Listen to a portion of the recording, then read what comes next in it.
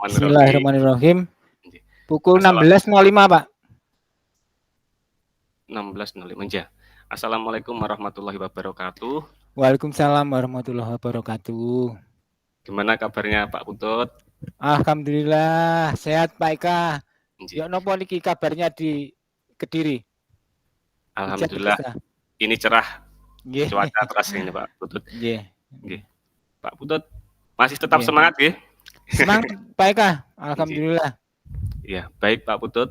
Ini nanti kita akan saya ingin menggali informasi seberapa jauh tentang kita Pak Putut karena Iya. kemarin kita sudah diajari banyak tentang pembelajaran berdiferensiasi, terus Iya. mengenal KSE, tapi yang saya tonjolkan bukan di dalam pengembangan materi tersebut, yang ingin saya lebih gali itu di setiap pembelajaran itu kan setidaknya banyak dilema yang dialami mungkin di lembaga pendidikan yang saat ini Pak Putut mengajar, bahwasanya memang di dunia pendidikan tidak serta-merta kita hanya mengajarkan menulis, membaca, berhitung, dan lain sebagainya, tapi di situ kan kita juga melibatkan jiwa anak, emosi anak, dan keterampilan hidup, keterampilan yang akan dibekali untuk anak. Yang saya ingin ketahui itu ada tidak Pak Putut siswa yang memiliki hambatan dan mungkin akademik maupun non akademik di sekolah Pak Putut seperti itu. Bisa sedikit cerita? Iya, terima kasih Pak Eka. Kalau masalah hambatan itu ya pasti ada nggih Pak ya. Pasti ada. Itu kebetulan kemarin salah satu teman saya, Bu Guru Bu Ermi, kelas 1, beliau menyampaikan di forum kantor, istilahnya sharing-sharing lah di kantor jam istirahat, mengatakan bahwa beliau punya satu siswa di sana yang kurang bisa lancar membacanya, Pak. Nah, kebetulan saat itu keadaan kantor pas sepi, Pak. Kebetulan masih ada beli apa kemudian belum terkumpul. Bu Ermi sudah menyampaikan itu dan itu istilahnya tertuju kepada saya lah begitu. Jadi secara langsung nggak langsung saya menerima apa yang disampaikan oleh Bu Ermi itu. Jadinya berkeluh kesah. Nah, nantinya ini kayaknya timingnya pas juga sih untuk berlatih coaching ini kayaknya sama Bu Ermi. Itu saya sempat menerima pernyataannya seperti itu. Jadi kalau yang ditanyakan Pak Eka tadi benar bahwa kebetulan di beberapa hari belakang ini ada satu siswanya teman saya yang kurang bisa mengeja dengan baik. Itu kira-kira Pak Eka yang saya sampaikan untuk permasalahan. Iya. Tadi Pak Putut menyampaikan sudah interaktif atau intent berkomunikasi dengan Bu Ermi, seperti itu Pak Putut. Nah, sebenarnya belum Pak. Hanya saat itu terjadi dialog. Beliau berkeluh kesah seperti itu.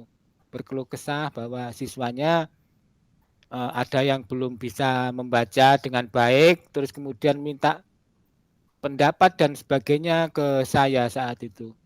Namun saya belum berpikir jauh Pak, karena ya baru mengetahui kalau ada masalah seperti ini. Oh iya. Dari berkeluh kesahnya Bu Ermi, mungkin sejauh mana menangkapnya Pak Putut untuk yang dialami siswanya itu? Iya. Bisa bercerita? Iya. Jadi begini, ketika membaca si anak itu sempat itu ditunjukkan ke saya, memang sempat ditunjukkan ke saya si anaknya itu istilahnya kebat keliwat. Jadi misalkan mengeja bagaimana begitu kata bagaimana sudah terlewat, saya perhatikan itu matanya sudah melihat ke kata yang selanjutnya, sehingga untuk mengucap bagaimana itu tidak fasih, tidak pas gitu. Jadi bagaimana gitu, bagaimana gayanya tidak sempat diucapkan, bagaimana, kemudian dia kayaknya sih terburu-buru ke arah kata selanjutnya. Itu Pak Eka, yang saya tangkap di anaknya seperti itu. Iya. Kelas 1 ya Pak Putut tadi. Iya Pak Eka, Anaknya. kelas 1. Kelas 1. Dengan inisial nama Bu D. Sinta, itu kelas Sinta, 1, ya. Sinta. Ya. Mungkin selain Yang lain, ya. Selain dari segi curahan hati dari Bu Ermi, terus Pak Putut melihat sendiri siswanya ternyata kondisinya sulit dalam melengkapi membacanya, itu mungkin ada faktor lain yang mempengaruhi, mungkin dari keluarga atau bagaimana seperti itu Pak? Iya, Bisa kalau sedikit menurut bercerita. menurut Bu Ermi, keluarganya ya biasa-biasa saja Pak. Ya cukup seperti yang lain begitu.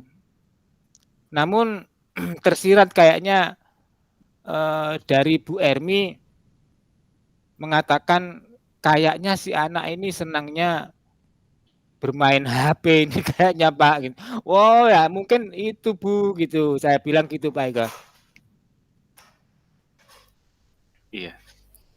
Terus untuk di Sinta, nggih, tadi mungkin kalau secara sepintas mungkin pembiasaan di rumah ya mungkin berpengaruh dalam proses pembelajaran di sekolah, karena tadi yang disampaikan kurang dapat membaca dengan jelas. Kalau bukan seperti itu, apa ada yang lain mungkin Pak, atau hambatan lambat belajar gitu? Iya, menurut saya itu karena kurangnya berlatih membaca Pak. Nah, kenapa kok kurang berlatih membaca? Dari pernyataan Bu Ermi bahwa si Sinta ini terlihatnya suka main HP. Nah, ini kan kalau suka main HP waktunya kan tersita. Tersita minimal untuk berlatih membaca itu kan berarti berkurang jam tayangnya gitu Pak. Jam tayangnya sebagai anak untuk berlatih membaca kurang. Makanya kemudian yang terjadi adalah ketika di sekolah menjadi anak yang agak telat membaca. Ya kalau saya perhatikan memang si anak ini kebat keliwat membacanya. Yang seperti tadi ada satu kata bagaimana cara, dia sudah bagaimana cara. Nah itu bagainya itu kan hilang. Sedangkan seharusnya bagaimana harus diucapkan penuh kan gitu. Terus kemudian dia hanya bilang bagaimana cara. Nah itu kayaknya masalahnya kebat keliwat. Itu menurut saya adanya kurang berlatih gitu Pak. Mungkin ada cara-cara yang lain nanti saya sampaikan ke Bu Ermi gitu Pak. Okay. Baik Pak Putut. Ide-ide lain dari Pak Eka. Iya, saya ingin menggali lebih banyak lagi sebetulnya di sini Pak Putut, karena pembelajaran yang baik atau pembelajaran yang baik itu bukan salah dan benarnya sebetulnya Pak Putut, tapi kebetulan Dek Sinta tadi kan sulit dalam hal membaca. Mungkin selain dalam hal membaca, apa ada yang lain seperti berhitung atau lain sebagainya, atau dikira sudah bisa semua hanya membaca seperti itu Pak Putut? Iya, itu kayaknya jadinya semuanya menjadi agak lemot juga Pak, karena membacanya kurang, Dulu sih saya punya pengalaman juga dulu, Pak. Di kelas 3, sekarang kelas 4. Waktu itu kelas saya sendiri yang saya ampu. Kemudian saya coba menyampaikan ke Bu Ermi, ada ide untuk bagaimana anak membaca. Gimana ya caranya, ditunjuk, Pak. Oh iya, Semacam itulah mungkin, ditunjuk bagaimana huruf demi huruf jangan sampai terlewat itu, dan itu harus telaten seperti itu. Mungkin Pak iya, Eka bisa menyempurnakan ide dan tekniknya itu seperti itu, Pak. iya Pak Utut. Memang Ya, kebetulan kan itu hampir mirip dengan apa yang saya ajarkan pada anak-anak berkebutuhan khusus. Cuma iya, kita kan apa lain lain cara seperti itu, Pak. Kebetulan iya, yang saya temukan dari Pak Putut kan sebuah mungkin sulitnya dalam hal membaca tadi ternyata sudah berimbas ke yang lain seperti berhitung jadi sulit. Terus iya, tadi Pak Putut ingin mengejar di bagian menunjuk. Nah, kemarin iya, kalau nggak salah itu Pak Putut, kalau saya mengikuti pengalaman yang saya terima di program pembelajaran itu, iya, bahwasanya apa anak itu setidaknya paham mana iya, simbol-simbol apa huruf iya, huruf abjad seperti itu. Mungkin iya. untuk Dek Sinta ini apakah sudah bisa menunjuk huruf-huruf abjad seperti itu? Atau bisa menulis menebali atau menulisnya sudah lancar seperti itu? Bisa cerita Pak Putut? Iya, kalau saya perhatikan pas ditunjukkan oleh Bu Ermi kemarin ya, saya lihat si anak ketika mengucapkan bagaimana dia bilangnya bagama, yang tulisan GAI, gai. Loh, ini mana yang gai? Coba diulang lagi. Ba, gai, mana? Nah, itu kan bisa berarti. Berarti bisa Pak Eka ini. Anaknya sudah bisa menunjukkan huruf demi huruf, namun terlewat. Iya. Kesusu-susu apa gimana lah itu masalahnya. Iya, mungkin betul yang disampaikan kurang berlatih. Iya, Dari apa informasi yang saya terima Pak Putut dari Pak Putut sendiri mungkin iya, karena kita kan harusnya sebagai pendidik tetap kalau istilah asesmen, diagnosa dan iya, identifikasi itu iya, tidak bisa apa berhenti berhenti dalam satu pembelajaran, tapi iya, terus dilakukan setiap hari seperti itu Pak Putut. iya. Itu dalam kebiasaan waktu proses pembelajaran pernah tanya nggak ke Bu Erli, mungkin ada satu dua kelebihan yang nampak mungkin apa ternyata dia paham tapi hanya mengucapnya pas waktu Oh mengucap iya, gitu. iya ya. Kalau itu menggambarnya, kata Bu Ermi, menggambarnya bagus Pak, anak ini gitu. Disuruh untuk eh, menggambar tentang sesuatu, misalkan tumbuhan, coba dilihat di depan itu atau ditunjukkan ada gambar di dalam buku, kemudian disuruh meniru bentuknya, itu baik Pak. Ternyata memang si Sinta ini. Oh iya, berarti masih ada aspek yang perlu dikembangkan selain Iya, membaca. iya Masih Pak kelas ya. kalau masih kelas 1 kan anak memang dunianya bermain Pak Putut nggih. Iya, Mungkin iya. dari keluarga apakah ada faktor lain selain mungkin hanya HP terus uh, mungkin dari pihak orang tua ada yang mempengaruhi seperti hingga hingga Iya, mengganggu pembelajaran bisa cerita Pak? iya. Kalau hal lain menurut Bu Ermi tidak cerita apa-apa, cuman yang disoroti Bu Ermi adalah anak ini kayaknya suka bermain HP. Kalau menurut saya pribadi sih, ya sebenarnya satu hal tentang HP ini bisa bisa memang menyita waktu Pak memang. Kalau kita perhatikan jam belajar mereka pagi sampai siang. Kemudian di rumah waktu makan siang istirahat sebentar, kemudian tersita untuk kegiatan HP misalkan sudah habis waktunya 1 jam misalkan atau 2 jam, terus kemudian kegiatan lain, apa mengaji ya misalkan begitu. Pulang sekolah sore makan, mandi, makan, setelah itu misalkan sebelum tidur kan jam jam jam jam Belajar. tidak tidur mereka kan juga terbatas paling jam 8. Nah itu kalau setelah maghrib jam 7 nggak belajar, bermain HP 1 jam, sudah habis waktunya dalam satu hari. Gitu kira-kira Pak, Oh iya, menurut saya dari cerita Bu Ermi. iya. Kalau yang saya tangkap mungkin itu anak kurang perhatian seperti itu Pak ya, sepertinya. Oh iya. Atau Iya. dari gurunya atau dari orang tua itu yang dominan kurang perhatiannya yang bagian mana ini Pak? Iya, bisa jadi kurang perhatian ini Pak. Iya. Nah itu, jadi ketika si anak bermain HP, orang tuanya mungkin ya acuh tak acuh saja, dipikir ah biasa gitu. Padahal itu menyita waktu, menghabiskan waktu jam belajar si anak. Iya benar sekali Pak Eka, kayaknya faktor itu juga berpengaruh Pak. Iya, baik. Ini sangat menarik Pak Putut sebetulnya. Iya. Tapi untuk temuan apa masalah atau problem yang dihadapi anak itu apa ya Dek Sinta saja atau ada yang lain? Hanya Iya, kalau yang lain saya belum tahu Pak Eka. Sementara kemarin beberapa waktu lalu hanya kebetulan saja pas suatu hari Bu Ermi datang, kebetulan ketemu saya, kemudian curhat ke saya. Begitu.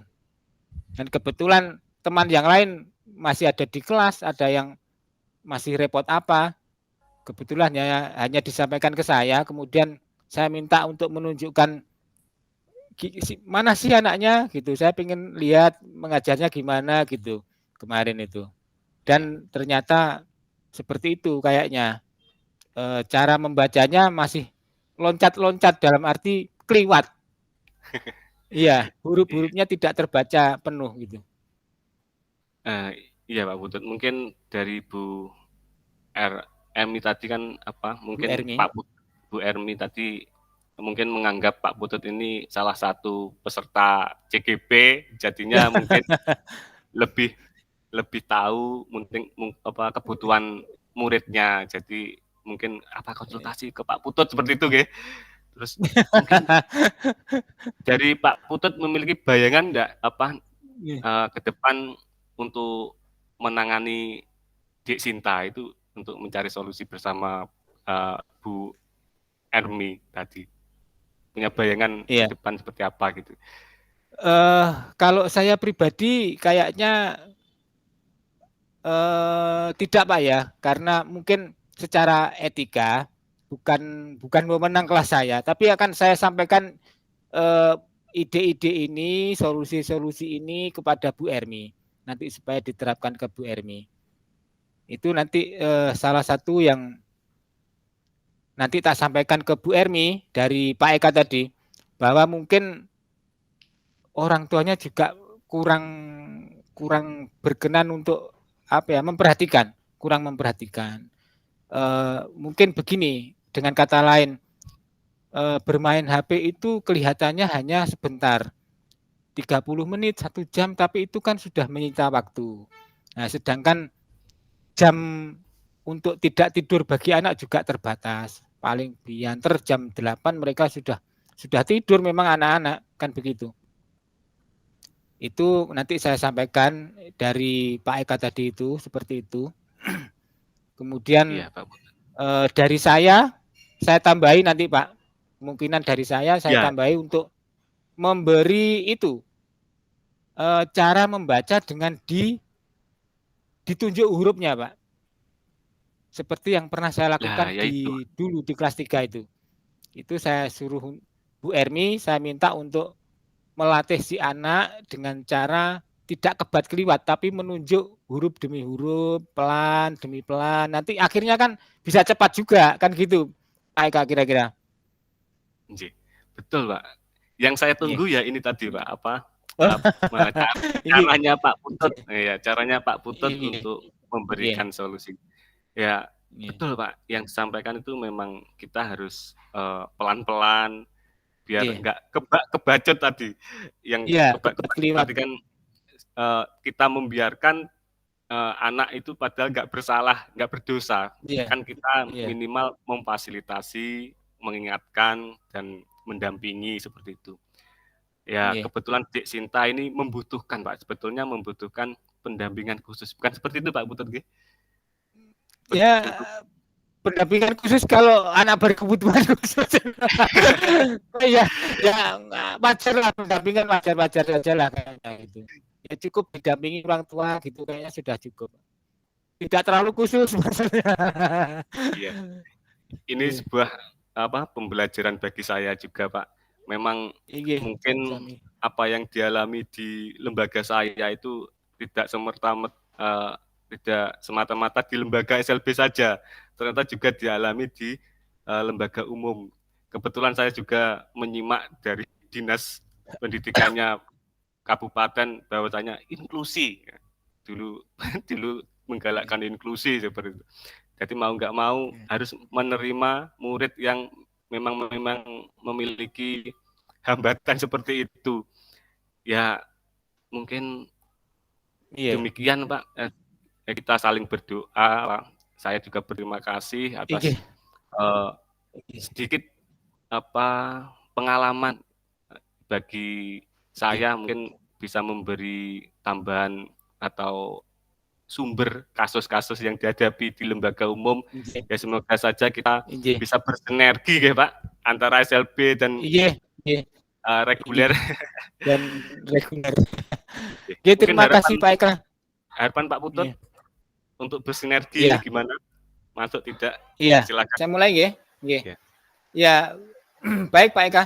Kayaknya untuk bersinergi antara sekolah umum dengan sekolah luar biasa ini bagus sekali Pak. Yang menurut saya justru banyak pengetahuannya, banyak wawasannya itu justru dari Bapak Ibu guru yang dari sekolah luar biasa. Apapun itu tidak bisa disangkal Pak. Karena apa?